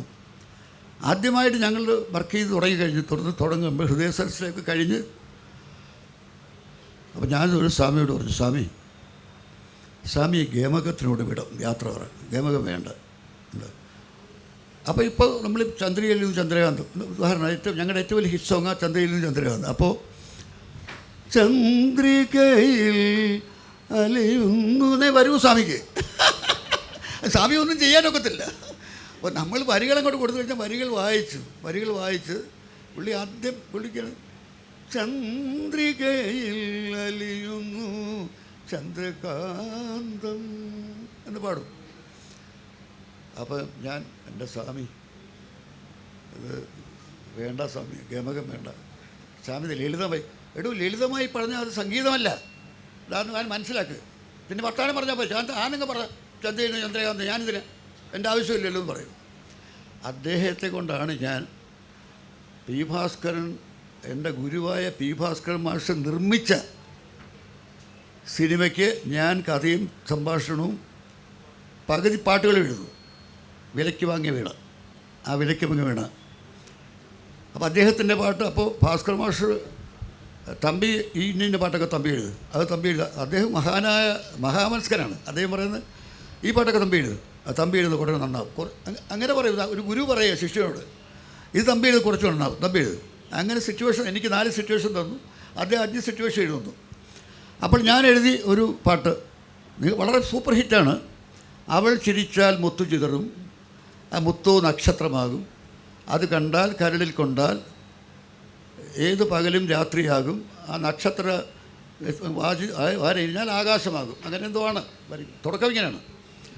അപ്പോൾ ഈ പറഞ്ഞ പോലെ സ്വാമി ട്യൂൺ ചെയ്യുന്നു, അവൾ നടന്നാൽ ഭൂമി ആ കുളിരിൽ പൂക്കൾ വിടരും, ഇങ്ങനെ സ്വാമി ചെയ്യാണ് പല തരത്തിൽ പല രാഗങ്ങൾ. ഈ പറഞ്ഞാൽ ഒരു നിമിഷത്തിൽ രാഗങ്ങൾ മാറിക്കൊണ്ടേയിരിക്കും. ആ വരികൾ ഇങ്ങനെ പല പല രാഗങ്ങളിൽ പാടിക്കൊണ്ടിരിക്കും.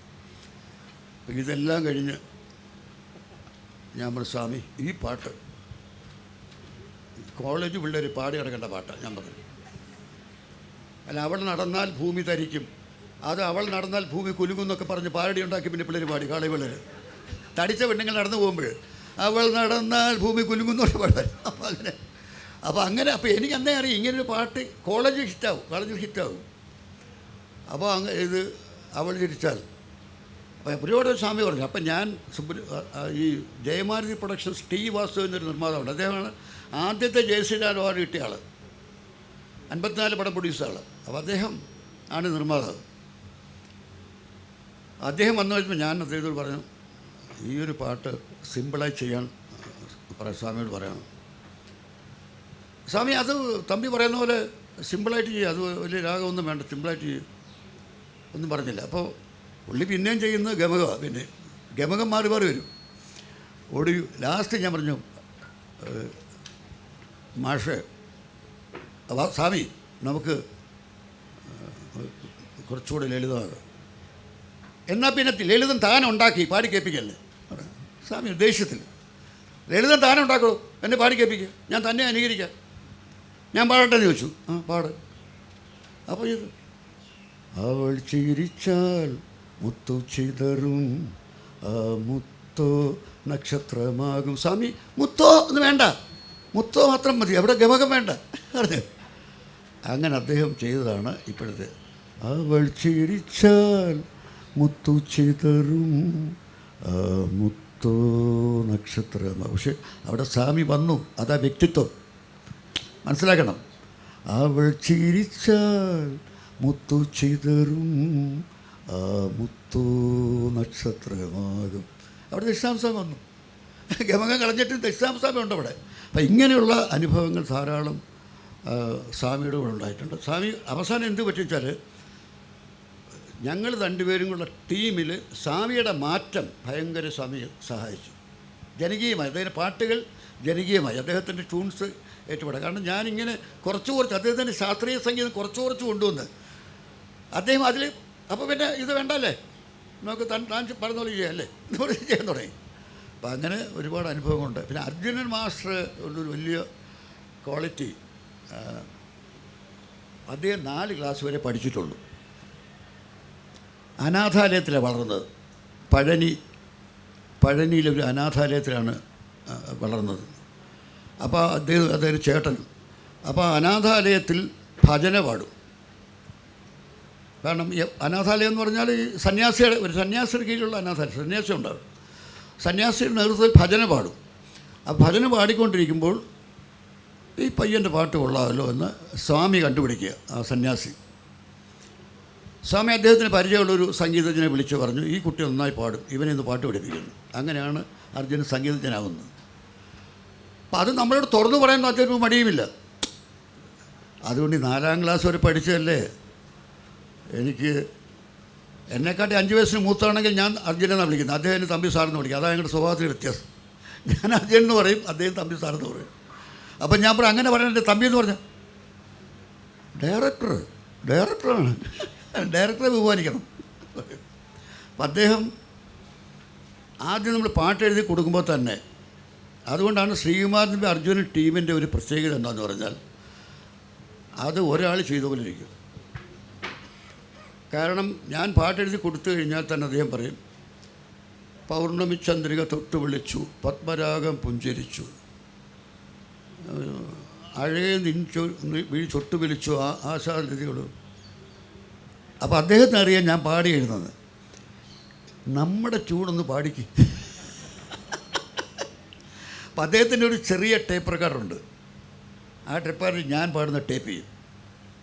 പക്ഷെ ഒരിക്കലും അത് അങ്ങനെ കോപ്പി ചെയ്യത്തില്ല, ഒരിക്കലും എടുക്കത്തില്ല. രാഗം മാറ്റും എല്ലാം. പക്ഷേ ഇതിൽ നിന്ന് എൻ്റെ താളം എന്താണെന്ന് പിടിക്കും. ആ താളം മൂടും. പിന്നെ ഞാൻ ഏത് അക്ഷരങ്ങൾക്കാണ്, ഏത് വാക്കുകൾക്കാണ് സ്ട്രെസ്സ് കൊടുത്ത് പാടിയപ്പോൾ ആ സ്ട്രെസ്സ് നിലനിർത്തും. അത് ഓരോ പാട്ട്. ഇപ്പോൾ ഉദാഹരണമായിട്ട് ഒരു എക്സാമ്പിൾ പറയാം. ഇപ്പോൾ ഞാൻ കൊടുക്കുന്ന ട്യൂണല്ല അദ്ദേഹം എടുക്കുന്നുള്ള ഒരു ട്യൂൺ എന്ന് പറയാം. അപ്പോൾ ഞങ്ങളുടെ ഒരു സൂപ്പർ ഹിറ്റാണ് കസ്തൂരി മണക്കുന്നല്ലോ കാറ്റേ നീ വരുമ്പോൾ, സൂപ്പർ ഹിറ്റാണത്. അപ്പം ഞാൻ എഴുതുമ്പോൾ എൻ്റെ മനസ്സിൽ ഞാൻ പാടിയ ട്യൂണ് കസ്തൂരി മണക്കുന്നല്ലോ കാറ്റേ നീ വരുമ്പോൾ, കൺമണിയെ കണ്ടുവോ നീ, കവിളിണ തഴുകിയോ നീ, കസ്തൂരി മണക്കുന്നല്ലോ കാറ്റേ നീ വരുമ്പോൾ. ഇത് അദ്ദേഹം എന്ത് ചെയ്തു, അദ്ദേഹം ഇത് കേട്ടോണ്ട് പോയിട്ട് അത് എൻ്റെ സ്റ്റൈലേ മാറ്റി. കസ്തൂരി മണക്കുന്നല്ലോ കാറ്റേ നീ വരുമ്പോൾ, കൺമണിയെ കണ്ടുവോ നീ, കവിളിണ തഴുകിയോ നീ. നീ എൻ്റെ നിന്ന് എടുത്തതാണ്. അപ്പോൾ നീക്ക് സ്ട്രെസ് ചെയ്യണം അദ്ദേഹത്തിന് മനസ്സിലായി. അപ്പോൾ അങ്ങനെ ഞങ്ങളുടെ എല്ലാ പാട്ടുകളും ഇങ്ങനെ ഉണ്ടായതാണ്. കാരണം ഞാൻ എൻ്റെ മനസ്സിലുള്ള ഈണം പാടിക്കൊടുക്കും, അർജുൻ്റെ ഇത് മാറ്റും. പക്ഷെ അതിൽ നിന്ന് എടുക്കും. എത്രയോ പാട്ട് വാൽക്കണ്ണെഴുതി വനപുഷ്പം ചൂടി വൈശാഖ രാത്രി ഒരുങ്ങും, എത്ര പാട്ടുകൾ ഞങ്ങൾ ചെയ്തിരിക്കുന്നത്. ഇത് വളരെ വ്യത്യസ്തമായ പാട്ടുകൾ. പിന്നെ ഒരുപാട് പാട്ടുകളുണ്ട്. ഇപ്പോൾ പിന്നെ ഇതിൽ എന്തിനാ പറയുക, ചെമ്പകത്തൈകൾ പൂത്ത മാനത്ത്, അതുപോലും ചെമ്പകത്തൈകൾ പൂത്ത ആ പാട്ട് ഞാൻ കുറച്ചു കാലമായിട്ടൊരു ഗസൽ ചെയ്യണം, സിനിമയിലെങ്കിലും ഗസൽ വരണം. കാരണം ഹിന്ദി സിനിമകൾ ധാരാളം ഗസൽസ് വരുന്നുണ്ട്. പിന്നെ ജഗത് സിംഗിൻ്റെയും ഒക്കെ പാട്ട് കേട്ട്, നമ്മുടെ ഗുലാം അലിയുടെയൊക്കെ പാട്ട് കേട്ടിട്ട് നമുക്കൊരു ഗസൽ ചെയ്യണം എന്നുള്ള. പിന്നെ അർജുൻ മാഷ് ഒരിക്കൽ പറഞ്ഞു നമുക്കൊരു ഗസൽ ചെയ്യണം, എനിക്ക് സ്വാതന്ത്ര്യമായിട്ട് പറയാൻ പറ്റുന്ന ആൾക്കാരുടെ. ദേവരാ മാഷത്ത് എന്തോന്നാ അത് ഞാൻ എൻ്റെ സൗകര്യം വിളിച്ചോളാം, ആ വരികളിങ്ങനെ നിന്നാൽ മതി, സംഗീതമൊന്നും പഠിപ്പിക്കണ്ട എന്ന് പറയും ദേവരാ മാഷ്. അപ്പോൾ നമ്മൾ മിണ്ടാനൊക്കെ ഇല്ല. അപ്പോൾ നമ്മൾ അർജുൻ മാഷ് പറഞ്ഞു നമുക്കൊരു ഗസൽ ചെയ്യണമെന്ന്. എനിക്കത് അറിഞ്ഞുകൂടാ, നമുക്കറിയാൻ വയ്യാത്ത ജോലി എന്തിനാണ്, ഞാൻ ചെയ്യത്തില്ല, എനിക്കറിയാൻ വയ്യെന്ന്. അപ്പം ഞാൻ അദ്ദേഹത്തിന് വളരെ ഫേമസ് ആയിട്ട് ഗുലാമലിയുടെ ഒരു പാട്ടുണ്ട്, ചുപ്കേ ചുപ്കേ രാത് ദിൻ ആൻസു ബഹാനാ യാദ് ഹേ, ചുപ്കേ ചുപ്കേ. അത് ഈ ചുക്കെ ചുക്കെ എന്നുള്ളത് ഗുലാമലി 25 ടൈപ്പിൽ പാടും. അതാ പാട്ട് കേട്ട് കഴിഞ്ഞാൽ ആദ്യം മുതൽ അവസാനം കേട്ടാൽ അതാണ് അതിൻ്റെ ഭംഗി.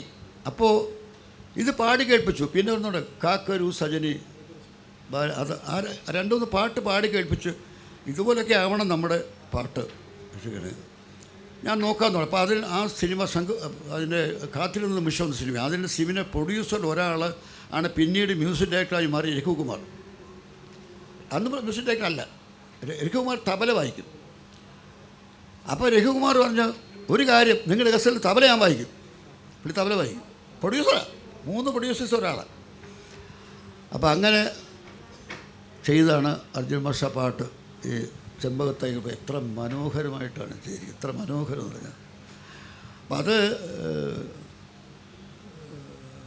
അർജുൻ മാസ്റ്ററുടെ സ്വഭാവം ഇതാണ്. ഞാനും അർജുനും ടീമിൻ്റെ പ്രത്യേകത, ഞാനും സ്വാമിയുള്ള ടീം പ്രത്യേകത പറഞ്ഞു. MS വിശ്വനാഥനുമായിട്ടുള്ള ഞാൻ ചേരുമ്പോഴുള്ള പ്രശ്നം എന്ന് പറഞ്ഞാൽ എനിക്ക് അദ്ദേഹം അപ്രാപ്യനാണ്. അദ്ദേഹം മില്ലിശ്ശൈ മന്നർ എന്ന് പറഞ്ഞ തമിഴ് രാജാവാണ്, ചക്രവർത്തിയാണ്. അപ്പോൾ ആദ്യം ഞങ്ങൾ നമ്മുടെ സമയം കഴിയാൻ പോവാം. അപ്പോൾ അവിടെ പിന്നെ ഈ ഏർക്കാട് എന്നുള്ള സ്ഥലത്ത് ഇദ്ദേഹത്തിന് സ്വന്തം ഒരു വീടുണ്ട്, MS വിശ്വനാഥന്, സേലത്തിനടുത്ത് ഏർക്കാട്. അപ്പോൾ ഇദ്ദേഹം പറഞ്ഞു, ഞാൻ മലയാള പടത്തിന് പാട്ട് ചെയ്യുന്നു എന്ന് പറഞ്ഞാൽ തമിഴന്മാരെന്നെ കൊല്ലും, കാരണം തമിഴന്മാർക്ക് ഞാൻ ഏറ്റു കൊടുക്കുന്നില്ല. അപ്പോൾ അത് അവരുടെ വീട്ടിൽ ചെയ്യാൻ മലയാള പടം എന്നെ കൊല്ലും. ഒരു കാര്യം ആരും അറിയണ്ട, ഏർക്കാട്ട് പോയി ചെയ്യാം കമ്പോസിങ്. അങ്ങനെ ഞങ്ങൾ കമ്പോസിങ് ഏർക്കാട്ടിൽ പോയിക്കൊണ്ടിരിക്കുക. അപ്പോൾ എനിക്കത് 30 വയസ്സാണ്. 30 വയസ്സുണ്ടെങ്കിലും എനിക്ക് 30 വയസ്സൊന്നും തോന്നത്തില്ല. ഒരു കറുത്ത് വലിയ ചെറുക്കൻ, അത്രയേ ഉള്ളൂ. അപ്പോൾ കാറ് പോയിക്കൊണ്ടിരിക്കുക. കോൺവോയ് സിസ്റ്റമാണ്. MSV ഒരു കാറിൽ പോകുന്നു, KP കൊട്ടാരക്കര ഒരു കാറിൽ പോകുന്നു, ഞാനും കുറച്ച് ചെറിയ ആൾക്കാരും. ഞാനെന്താ വലിയ ആളൊന്നും ആയിട്ടില്ല, ഡയറക്ഷനൊന്നും ആയിട്ടില്ല, പ്രൊഡ്യൂസറൊന്നും ആയിട്ടില്ല. അപ്പോൾ അങ്ങനെ പോയിക്കൊണ്ടിരിക്കുക. അത് കഴിഞ്ഞ് 3 വർഷം കഴിഞ്ഞപ്പോൾ പ്രൊഡ്യൂസറായി. അങ്ങനെ പോയിക്കൊണ്ടിരിക്കുകയാണ്. അപ്പോൾ ഇവർ നമ്മുടെ പിന്നാലെ വരുന്ന കോൺവോയ് ഉണ്ടോ എന്ന് അറിയാൻ വേണ്ടി നിർത്തും. ഇടയ്ക്ക് നിർത്തി അപ്പോൾ കൊട്ടാരക്കരയോട് ചോദിച്ചു, പക്ഷേ അത് പാടില്ലാച്ചേരി ആര് അവർ പാക്കലേ, ഞാൻ പരിചയപ്പെടുത്താം എന്ന് പറഞ്ഞ് പുള്ളി ഓടി വന്ന് എൻ്റെ കാർ, ഞങ്ങൾ കാർ നിർത്തിയിരിക്കുക. തമ്പി ഒന്നൊരു വിഷുവിൽ പരിചയപ്പെടുമെന്നാണ് എന്നെ കൊണ്ടുപോയി. ഞാൻ ചെന്നു. ഇങ്ങനെ നമ്മൾ പഠിക്കണം. അപ്പോൾ അടിമണി വിശ്വേട്ടനെ ആയിട്ടില്ല, ചെറുതാണ്, പക്ഷെ അവരുടെ കാര്യമില്ല. വിശ്വേട്ടൻ മറ്റേ വലുതാണല്ലോ, മറ്റേ സംഗീതത്തിൽ വലുതല്ലേ. പുള്ളി എൻ്റെ ഒരു നോട്ടം നോക്കി പോയി. ഞാൻ പോയി കഴിഞ്ഞപ്പോൾ എവനാലെ മുടിയുമോ, ചിന്ന പയ്യ എവനാലെ മുടിയുമോ അത് ചോദിച്ചു. അപ്പോൾ കൊട്ടാരക്കർ പറഞ്ഞു, അല്ല രൂപവും പ്രായവും നോക്കണ്ട, ഒരുപാട് ഹിറ്റ് ഇപ്പം തന്നെ ഒരുപാട് ഹിറ്റുകൾ കേരളത്തിൽ വന്നു കഴിഞ്ഞു, റൈറ്ററാണ്, കുഴപ്പമൊന്നുമില്ല. ചേട്ടനല്ലേ സംശയമുണ്ട്, ചേട്ടൻ നോക്കൂ. എന്നാൽ എനിക്ക് വയലാർ നാലായിരത്തിരിക്കും മനക്കര വയലാർ വേണമായിരുന്നു. കൊട്ടാരക്കരൊന്നും പറഞ്ഞില്ല. ഞാനവിടെ ചെന്നു. അപ്പോൾ കൊട്ടാരക്കര എന്നോട് പറഞ്ഞു, ഒരു കാര്യം ഞാൻ പറയാം, പാട്ട് ഗംഭീരമാണ്. കാരണം വിച്ചു എന്നോട് ഇങ്ങനെ ചോദിച്ചു, ഇവനാരെ മുടിയുമാന്ന്, മുടിയുമെന്ന് കാണിച്ചു കൊടുക്കണം കേട്ടോ, പാട്ട് സൂക്ഷിച്ച് എഴുതണം. അപ്പോൾ അവിടെ ചെന്നു, ഞങ്ങളിരുന്നു. ആദ്യത്തെ പാട്ടിന് അന്ന് അദ്ദേഹത്തിന് അസിസ്റ്റൻസ് വെച്ചാൽ ഈ നോട്ടേഷൻ എഴുതുന്ന ശങ്കർ ഗണേശ, ഇവിടുത്തെ വലിയ സംഗീതം. ശങ്കരൻ ഗണേശ് വന്ന് നോട്ട് എഴുതുക, ഇങ്ങനെ പാടിക്കുമ്പോൾ എഴുതിക്കൊണ്ട് പുള്ളി പാടിക്കൊണ്ടേയിരിക്കും, അത് എഴുതിക്കൊണ്ട് അപ്പോൾ എഴുതിയിരുത്തോണം. ആദ്യം പാടി പിന്നെ മറന്നു പോകും. അങ്ങനെ ഒരു സംഗീതത്തിൻ്റെ ഒരു സംഗീത സംവിധാനം എൻ്റെ ജീവിതത്തിൽ കണ്ടിട്ടില്ല, വേറൊരു ആളുമില്ല. അദ്ദേഹത്തിൻ്റെ അടുത്തെത്താൻ MS വിശ്വനാഥൻ. അത് അപ്പോൾ ആദ്യം പറഞ്ഞു, ഞാൻ മട്ട് കൊടുക്കട്ടുമെന്ന് വെച്ചാൽ ട്യൂൺ തരാം, എഴുതാമെന്ന് ചോദിച്ചു. അപ്പം ഞാൻ മട്ട് എനിക്ക് എഴുതാൻ പറ്റും, പക്ഷേ ഞാൻ എഴുതി ഇഷ്ടപ്പെട്ടില്ലെങ്കിൽ മട്ട് എഴുതി നോക്കൂ എന്ന് പറഞ്ഞു. അപ്പോൾ എങ്ങനെയാണ്? അപ്പം ഞാൻ ദേവരാം മാസ്റ്ററെയൊക്കെ ചില പാട്ടുകൾ പാടി കേൾപ്പിച്ച്, നമ്മുടെ രാഗമാണ് നമുക്ക് പ്രധാനം. നമ്മൾ കവിത പാട്ട് എഴുതിയിട്ട് ഒരു രാഗം ബേസ്റ്റ് ചെയ്യും, ഒരു രാഗത്തെ ബേസ്റ്റ് ചെയ്യുമെന്ന് പറഞ്ഞു. അപ്പോൾ പറഞ്ഞു, എഴുതിയ ഒരു പ്രശ്നമുണ്ട് എന്ത് തമ്പി. അപ്പോൾ പുള്ളി തമ്പി എന്ന് വിളിക്കുന്ന അനിയാന്ന് അർത്ഥമല്ല. തമ്പി അത് എനിക്ക് മലയാളം தெரியாது, 3 ക്ലാസ് தான் படிச்சிருக்கு, അപ്പോൾ മലയാളം പഠിക്ക தெரியாது, கொஞ்சம் കഷ്ടം, നീ പെരിയ അക്ഷരത്തിൽ എഴുതി കൊടുക്കലയാ പള്ളിയത്. അപ്പോൾ ഞാനൊരു പേപ്പർ എടുത്ത്, ഈശ്വരൻ ഒരിക്കൽ വിരുന്നിന് പോയി രാജകൊട്ടാരത്തിൽ വിളിക്കാതെ ഒരു പേര് കഴിച്ചു. അത്ര ഇദ്ദേഹം അതെടുത്തു നോക്കി, അർത്ഥം പാടി. അപ്പോൾ ആദ്യം പുള്ളി പാടിയ ട്യൂണിതാണ്, ഈശ്വരൻ ഒരിക്കൽ വിരുന്നിന് പോയി രാജകൊട്ടാരത്തിൽ വിളിക്കാതെ, ഈശ്വരൻ ഒരിക്കൽ വിരുന്നിന് പോയി രാജകൊട്ടാരത്തിൽ വിളിക്കാതെ. അപ്പോൾ ഞാൻ എൻ്റെ മുഖം വല്ലാതായി. വിശ്വേട്ടനെ ഞാൻ പിന്നെ കൊട്ടാരക്കരയെ നോക്കി, പ്രൊഡ്യൂസറെ നോക്കി, എന്നാ നല്ലൊരു സ്പീഡ് വേണ്ട പാട്ടിന്, ഹിറ്റാവും. ഞാൻ ഇവിടെ സ്പീഡ് അല്ല വേണ്ടത്, അതിനർത്ഥം പറഞ്ഞു കൊടുക്കുക, കവിതയുടെ അർത്ഥം ഇതാണ്. അപ്പോൾ എന്നാ ഞാൻ പറഞ്ഞു, ഏതെങ്കിലും രാഗം ബേസ് ചെയ്ത് ചേട്ടൻ ചെയ്ത പാട്ട് നന്നാകും. അപ്പടിയാ നീ വരി ഒന്നുകൂടെ പറ. ഞാൻ പാടി, ഈശ്വരനിലേക്ക് വിരുന്നിന് പോയി. ആ നിമിഷം പാടിയതാണ് ഇന്ന് കേൾക്കുന്ന ട്യൂൺ. ശിവരഞ്ജിനി രാഗത്തിൽ ആ നിമിഷം ഈശ്വരൻ ഒരിക്കൽ വിരുന്നിനു പോയി രാജകൊട്ടാരത്തിൽ വിളിക്കാതെ കന്മതിൽ ഗോപുര വാതിലിനരികിൽ കരുണാമയനവൻ കാത്തുനിന്നു. അത് പറഞ്ഞാൽ അതെടുത്ത് ശിവരഞ്ജനി രാഗത്തെ വായിക്കുക, അല്ല ട്യൂൺ ചെയ്യുന്നില്ല. ശിവരഞ്ജനി രാഗത്ത് ഈ വരികൾ വായിക്കുക. അതാ എം എസ് വിശ്വനാഥൻ. അതിന് ഈക്വലായിട്ടൊരാളെ നമുക്ക് എത്ര പറഞ്ഞാലും ദിവസങ്ങളോളം പറഞ്ഞിരുന്നാലും എന്തെങ്കിലും പ്രത്യേക ചോദ്യങ്ങളുണ്ടെങ്കിൽ ഒരു 10 മിനിറ്റ് 5 മിനിറ്റേ ഉള്ളൂ. അങ്ങൊക്കെ വരികൾ കൊണ്ട് സമ്പന്നമാക്കിയ മലയാള ചലച്ചിത്ര ഗാനശാഖയാണ്. സംഗീതമാണോ വരികളാണോ അതിൽ മനോഹരം എന്ന് ചോദിച്ചാൽ എടുത്തു പറയാൻ നമുക്ക് കഴിയില്ല. അത്തരത്തിൽ മനോഹരമായിരുന്നു അന്നത്തെ ഗാനങ്ങൾ. ഇന്നിങ്ങോട്ട് വരുമ്പോൾ അന്ന് അദ്ദേഹം പറഞ്ഞു, ഐ വി ശശി ഒരു സീൻ പറഞ്ഞു, അതിനനുസരിച്ച് ഞാനൊരു പാട്ട് എഴുതി. അപ്പോൾ അത്രത്തോളം മനോഹരമായി. ആ സീനിനനുസരിച്ച് അദ്ദേഹത്തിന് അങ്ങേക്ക് പാട്ട് എഴുതാൻ കഴിഞ്ഞു. ആദ്യം പാട്ടെഴുതി പിന്നെ സംഗീതം അതിന് ചെയ്തു. പക്ഷെ ഇന്ന് തിരിച്ച് സംഗീതം ആദ്യം ചെയ്യുന്നു, അതിനനുസരിച്ച് പാട്ടുകൾ എഴുതുന്നു. അപ്പോൾ ഇതിൽ ഏതാണ് മികച്ചത്? ഇങ്ങനെ എഴുതുന്നതിൽ ഒരു മൂല്യച്യുതി ഉണ്ടായിട്ടുണ്ടോ എന്ന് ഒരു പറഞ്ഞു. ഞാൻ എൻ്റെ 1970 ആദ്യമായി ട്യൂൺ വെച്ച് ഞാനൊരു പാട്ട് എഴുതുന്നു. കാനു ഘോഷായിരുന്നു മ്യൂസിക് ഡയറക്ടർ. കാനു ഘോഷ് എന്ന് പറഞ്ഞാൽ മധുമതി എന്ന സിനിമയിലെ സൂപ്പർ ഹിറ്റ്, സലീൽ ചൗധരിയുടെ സൂപ്പർ ഹിറ്റ് പാട്ടുകൾ ഇരിക്കുക. സലീൽ ചൗധരി അസോസിയേറ്റാണ് കാനു ഘോഷ്. അദ്ദേഹം ബംഗാളിയാണ്. അപ്പോൾ അദ്ദേഹം വന്നു. അദ്ദേഹം മലയാളം അറിയില്ല. അദ്ദേഹം എന്നോട് ഡയറക്ടർ സുധിൻ മേനോനാണ്. ഡയറക്ടർ പറഞ്ഞു കാനു ഘോഷ് ട്യൂൺ തരും, എഴുതണം. ഞാൻ എഴുതി. ആ പാട്ട് സൂപ്പർ ഹിറ്റാണ്. കേട്ടാൽ മനസ്സിലാവും. നിൻപദങ്ങളിൽ നൃത്തമാടിടും എൻ്റെ സ്വപ്നജാലം, നീയൊരു മലർവാടി തന തന താനന തനനാന നിൻപദ തന്ന താനന തനന താനന താന താനന ത എന്ന് പാടി തന്നാണ്. നിൻപദങ്ങളിൽ നൃത്തമാടിടും എൻ്റെ സ്വപ്നജാലം. പിന്നെ ഏഴിലം പാല പൂത്തു പൂമരങ്ങൾ കുട പിടിച്ചു വെള്ളിമലയിൽ ട്യൂൺ വെച്ചെഴുതാ. കാരണം വേദപാൽ വർമ്മയോ അദ്ദേഹം മലയാളം അറിഞ്ഞുകൂടാ. അദ്ദേഹം ഇങ്ങനെ തന്നെ പാടി തന്നതാണ്. എന്തിനാ പറഞ്ഞത്? ഇപ്പോൾ സലീൽ ചൗധരിയുടെ എല്ലാ പാട്ടുകളും ഞാൻ ചെയ്ത, ഇപ്പോൾ മലർക്കൊടി പോലെ വർണ്ണത്തുടി പോലെ ട്യൂൺ വെച്ചെഴുതാ. ഒരു മുഖം മാത്രം കണ്ണിൽ, ഒരു സ്വരം മാത്രം കാതിൽ, ഉറങ്ങുവാൻ കഴിഞ്ഞില്ലല്ലോ ട്യൂൺ വെച്ച് ചെയ്ത. ഇതെല്ലാം എത്രയോ പാടങ്ങളുടെ പാട്ടുകൾ ട്യൂൺ വെച്ച് ഒരു പിന്നെ ഇളയരാജയായിട്ടുള്ള എല്ലാ പാട്ടുകളും. ഇപ്പോൾ ഉണരുമീ ഗാനം ഉരുകുമെന്നുള്ള ട്യൂൺ വെച്ച് എഴുതിയ. കാരണം ഇളയരാജയും ട്യൂണായിരുന്നു. ഇപ്പോൾ പിന്നെ മലയാളത്തിൽ എല്ലാ മ്യൂസിക്കും ട്യൂൺ തരുന്നു. അത്രയുള്ള വ്യത്യാസമൊന്നുമില്ല. അന്നും കുറേ ആളുകൾ ട്യൂൺ തരുമായിരുന്നു, നമ്മൾ എഴുതുമായിരുന്നു. ഇന്നിപ്പോൾ മറ്റേ എഴുതി ട്യൂൺ ചെയ്യാൻ ഇന്നത്തെ മ്യൂസിക്കൊക്കെ അറിഞ്ഞുകൂടാ. അവരുടെ കുറ്റമല്ല, അവർക്ക് അറിഞ്ഞുകൂടാ. കാരണം അവർ പലർക്കും ഭാഷ അറിഞ്ഞുകൂടാ. ഇംഗ്ലീഷ് മീഡിയത്തിൽ പഠിച്ചവരാണ്. ഇന്നത്തെ മ്യൂസിക് ഡയറക്ടേഴ്സ് പലരും ഇംഗ്ലീഷ് മീഡിയത്തിൽ പഠിച്ചവരാണ്. അവർക്ക് മലയാള ഭാഷ മനസ്സിലാവില്ല. മലയാളി എന്ന് പറഞ്ഞിട്ട് കാര്യമില്ല. അപ്പം നമ്മൾ എഴുതിക്കൊണ്ട് ഈ മലയാള ഭാഷയുടെ അർത്ഥം അറിയാതെ എങ്ങനെ കമ്പോസ് ചെയ്യും? ദേവരാജ മാസ്റ്റർ എന്ന് പറഞ്ഞാൽ അദ്ദേഹത്തിന് ഉള്ളിലൊരു കവിയുണ്ട്. എനിക്കറിയാം, ദേവരാജ മാസ്റ്ററുടെ ഉള്ളിലൊരു കവി ഉണ്ടായിരുന്നു. അദ്ദേഹം പാട്ട് എഴുതിയില്ല. അപ്പോൾ നമ്മളൊരു പാട്ട് എഴുതി കൊടുത്താൽ, തമ്പി ഈ വാക്ക് വേണ്ട, അതേ പറയും, കറക്റ്റായിരിക്കും. ഈ വാക്ക് വേണ്ട, അതൊന്ന് മാറ്റും. അങ്ങനെ ഇന്നത്തെ സംഗീത സമയം പറയാൻ ധൈര്യമുള്ളവരുണ്ടോ? പറയാൻ പറ്റുമവർക്ക്? അവരിപ്പോൾ തന്നെ പാടിക്കൊടുക്കുകയല്ലേ. പിന്നെ വേറെന്താന്ന് പറഞ്ഞാൽ ഈ സലീൽ ചൗധരിയുടെയും കാനു ഘോഷിൻ്റെയൊക്കെ ട്യൂണിന് ഒപ്പിച്ച് നമുക്ക് വരിയെഴുതാൻ എളുപ്പമാണ്. കാരണം നല്ല റിതമിക്കായിട്ടുള്ള ഒരു താളമാണ്. ഇന്നിപ്പോൾ രഥം താളമല്ല. ഇന്നിപ്പോൾ നിങ്ങൾ സിനിമ കണ്ടുമൊക്കെ എല്ലാ പാട്ടും ഒരുപോലിരിക്കും. പിന്നെ കഥാപാത്രങ്ങൾ പാട്ട് പാടുന്നില്ല. Background music. ഇപ്പോൾ പാട്ട് ഉപയോഗിക്കുന്നത് ബാക്ക്ഗ്രൗണ്ട് മ്യൂസിക്കായിട്ടാണ്, റീ റെക്കോർഡിങ് മ്യൂസിക്കായിട്ടാണ് പാട്ട് ഉപയോഗിക്കുന്നത്. പാട്ടുകളില്ല. പാട്ടുകൾ വയലിൻ വായിക്കുന്ന പകരം പാട്ട് വെച്ചിരിക്കുന്നു, അത്രേ ഉള്ളൂ. അല്ലെങ്കിൽ കീബോർഡ് വായിക്കുന്ന പകരം പാട്ട് വയ്ക്കുന്നു. ഒരു സിനിമയിലെ കഥാപാത്രം പാടുന്നില്ലല്ലോ. അപ്പം അങ്ങനെ വരുമ്പോൾ നമുക്ക് ഈ റീ റെക്കോർഡിങ് തുല്യമായിട്ട് പശ്ചാത്തല സംഗീതത്തിന് ഒരു ഭാഗമായിട്ട് പാട്ടുകൾ വരുന്നു, അത്രേ ഉള്ളൂ. അതിന് അവരെ കുറ്റം പറയാനൊക്കില്ല. അത് നമ്മുടെ സ്റ്റൈൽ മാറി. അപ്പം ഇവിടെ തന്നെ നമ്മൾ ഇവിടെ പ്രധാന വാതിൽ എഴുതി വച്ചിരിക്കുന്ന പരിവർത്തനമല്ലേ?